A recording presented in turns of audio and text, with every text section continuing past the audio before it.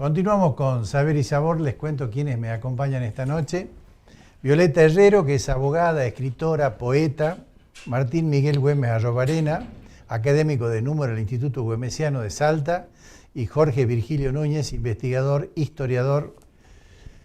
Y por supuesto, la felicidad de tener esta compañía esta noche en esta mesa de Con Saber y Sabor.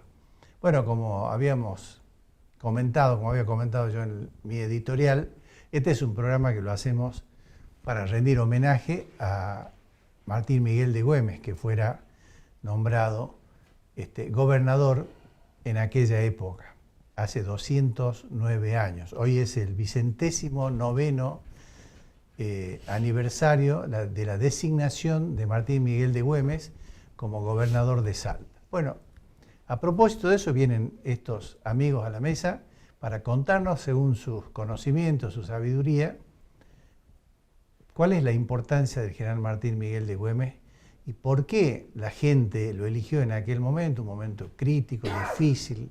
Estábamos en guerra, tratamos de lograr la independencia, momento crítico en economía, en finanzas, y además con muchas internas entre el centro del país y el resto del país. Bueno, vamos a empezar por la dama, por supuesto. Violeta, ¿cuál es la importancia de Güemes para que lo nombren gobernador, aparte siendo muy joven, ¿no?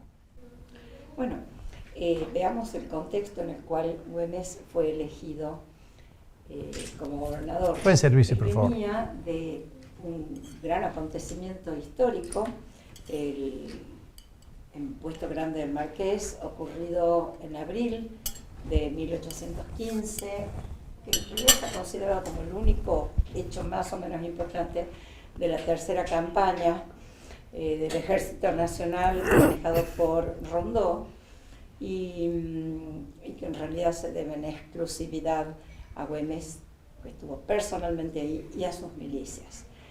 Volviendo él, bueno, pasa por Jujuy, se levanta unos 600 fusiles descompuestos para arreglarlos y llega a Salta y es fuertemente aclamado por la gente que ya está conociendo lo que ha pasado, su papel importantísimo, pero no empieza él en 1815.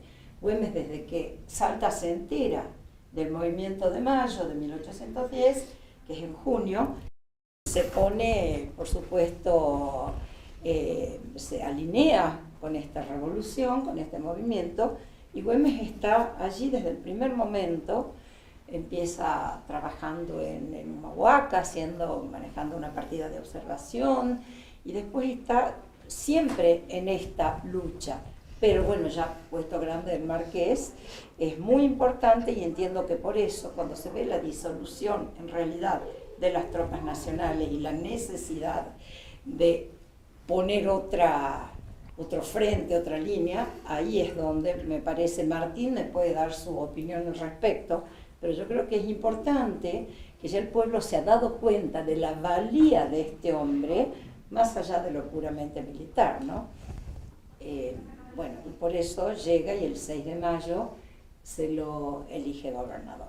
Martín. Que es el primer gobierno electivo en lo que es nuestra República Argentina. Es un año muy importante el 15. El año 15 es importante por el conflicto central y por el miedo del directorio ante la aparición de nuevo de Fernando VII, la Santa Alianza y la reacción de mandar una expedición a estas tierras. Entonces, hay todo un sector en el poder central que quiere paz, pacificación. E incluso entran en tratativas complejas a nivel internacional, de traer un rey, de varias cosas que eran como traicionar el origen de la revolución, sobre todo lo que ya estaba pasando, es decir, el proceso que se había producido. En el 15 hay 3 gobernadores autónomos, que hay que recordarlos. El primero no fue Güemes, el primero fue Francisco Candioti, que le decían el príncipe de los gauchos. Así le dijo Robertson en sus memorias, un inglés espía que había, los ingleses eran campeones para espiar, investigar las riquezas, y Francisco Candioti estaba en mucha relación con Artigas. Y después el segundo es José Javier Díaz, que eran dueños de la estancia Santa Catalina en Córdoba. Ese es un gobernador autónomo también. ¿Qué quiere decir autónomo? No elegía Buenos Aires. Ese es el tema. Y Güemes tiene, como pasa en todos los temas históricos, un tema de casualidad y un tema de causalidad que lo lleva al poder. El tema de casualidad es que el gobernador, decidido por Buenos Aires, presionado por los salteños, eso está en los gobernadores, los salteños siempre han sido muy desconfiados con los gobernadores que ponían de afuera. Y siempre la maledicencia se armaba contra los tipos de afuera. Y la Quintana. Y la de la Claro, Quintana, que era Quintana. pariente de Claro. Posadas, el Claro. director supremo. Claro.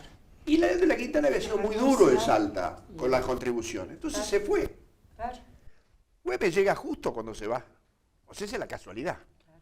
La causalidad es este proceso que se hacen de los gobernadores autónomos, que después le voy a explicar por qué creo que fueron gobernadores autónomos. Pero también está la causalidad que no se puede obviar de la experiencia militar de Güemes, que es Suipacha, que implicó la apertura del Alto Perú y la primera gran campaña de ocupación de 6 meses, que el triunfo es del capitán Güemes, que era el jefe de la vanguardia, contra Córdoba. Y el directorio de Buenos Aires, que había puesto, en la Junta de Mayo, que había puesto un jefe militar, pero también un comisario de guerra, que era Castelli, no querían que un militar del interior fuera el triunfador de la batalla de Suipacha. Entonces lo borraron del parte de batalla. Primera vez que lo borraban a Güemes, después se lo borró del parte de la historia. Y Güemes, y acá viene un hecho muy importante, que lo estudió un gran amigo mío, Mariano Echazule Sica, que falleció, que es el plan defensivo de Güemes en Tarija. A Güemes le encomiendan, después de la derrota de Huaki, que él la vaticina, proteger con un plan defensivo. Ese tema tiene una relación, porque a Güemes le encomiendan preparar las armas de la defensa, en el 11. Como buen militar, sabía que las armas fueron un tema fundamental en la historia de Güemes para los enfrentamientos que tuvo con sus coterráneos o con provincianos. Primer enfrentamiento fue este, después del triunfo de Güemes, también en la batalla de Puesto Grande del Marqués, que es la única victoria de las armas de la patria, como bien decía Violeta. Rondó, hay más para explicar, pero bueno, el hecho concreto es que se retira con las armas de Jujuy, y eso trae un conflicto con Jujuy. Y después va a tener el conflicto con Bernabé Arauz, también por las armas. Es decir, lo que nadie ha relacionado lo suficiente con Tucumán, con Bernabé Arauz. Sí, el enfrentamiento de Güemes No, con lo Tucumán. aclaro por Es los con televidentes, Bernabé porque hay Arauz. gente que está viendo que no sabe historia. Claro, Entonces, pero por eso, claro, el cabildo, él le pide al cabildo a Güemes porque los pertrechos del ejército del norte habían quedado en Tucumán. Y Güemes ya era el jefe del ejército de observación sobre el Alto Perú en el año 20. Entonces pide las armas para poder avanzar hacia el Alto Perú. Entonces, acá hay una relación causal. Armas, después de Suipacha, no avanzar y hacer pactos, que fue en Suipacha, el pacto del Aja, que trajo, como dijo Güemes, la demora criminalísima del Aja, nos trajo la derrota de Huaki. Puesto Grande del Marqués, Güemes triunfa, Martín Rodríguez, que había caído prisionero en el Tejar, estaba en negociaciones con Pezuela. Y Fernández de la Cruz y Rondó también sabía que estaban en estas negociaciones y en Buenos Aires las veían bien. Segunda vez que Güemes dice, no, hay que avanzar. Y ahí se enfrenta con Rodríguez. Entonces por eso se retira y toma las armas de Tucumán para preparar la defensa, igual que había hecho antes. Y con Tucumán, en el 20, cuando quiere avanzar, el mismo problema, armas. Las armas fueron un tema de la guerra. Central. La guerra no se hace sin armas. Y la guerra no se hace sin plata. Y las armas se compran con plata y la guerra se sostiene con plata. Bueno, y ese es uno de los principales problemas que tuvo siempre Güemes, ¿no es cierto? Sí. Vos sabés que La pobreza y la falta yo de- me iría un poquito no sé si ustedes comparten conmigo, pero yo me iré un poquito más atrás para traer y encontrar dos temas. El tema de lo que vos mencionaste hace rato, de la relación de Güemes con el Plan Continental, y justamente lo de Güemes siendo gobernador, habiendo sido elegido gobernador acá. Yo me iría, por ejemplo, cuando baja San Martín con Güemes de Buenos Aires, y llega, digamos, San Martín a recibir el ejército del norte, que viene vencido de Vilcapugio y de Ayohuma. Eso se da el 14 de enero del 14, y el 30, Güemes es elegido comandante del avanzar Río Pasaje. Para mí, esto es mío, yo siempre lo manifiesto, para mí ahí es que vienen conversando San Martín con Güemes, ¿no es cierto?, del proyecto de San Martín. Porque San Martín no quería saber nada de hacerse cargo del ejército del norte. Tanto así que no se hizo cargo, fue muy poquito el tiempo que tuvo, ¿no es cierto?, y terminó yéndose a Córdoba enfermo, y después sí, ya fue a Mendoza y empezó a trabajar para armar el sistema de pinza o el Plan Continental. ¿Qué pienso? ¿Qué me pareció a mí? Que San Martín vio en ese hombre el hombre que iba a ser lo que fue el brazo que tuvo San Martín para poder cruzar los Andes. Ahí él visibilizó quién era Güemes. No nos olvidemos que, como dijo Martín, Rondó era el jefe del ejército. Y ahí voy a traer a colación el porqué de la cosa. Cuando Güemes ya acá apostado, como dijiste vos, ya él había tenido participación en distintas partes, digamos,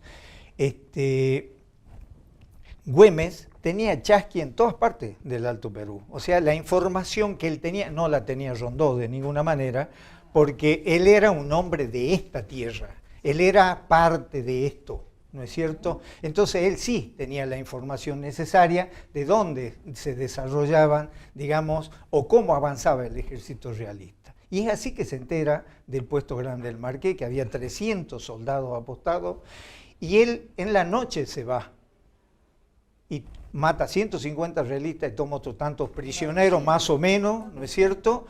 Y eso es lo que le da a él, digamos, el hecho de que el pueblo de Salta lo elige gobernador, para mí. Ahora, lo que dijo Martín, cierto, Rodríguez, que era un oficial de Rondó, hace un arreglo con los realistas para hacerlo un poco más rápido y más corto, ¿no es cierto? Pero a Güemes no se le dice nada. Güemes era un subalterno de él. Ahora, ¿qué pasa? Cuando después se produce la invasión de Rondó a Salta, ¿no es cierto? Y cuando se produce la invasión de Rondó a Salta, Güemes ya no era un subalterno. Era el gobernador de Salta, Jujuy y Tarija. Ahí lo dejamos porque tengo que ir a un corte. Disculpen, vemos qué dicen nuestros anunciantes y así volvemos con este tema tan interesante.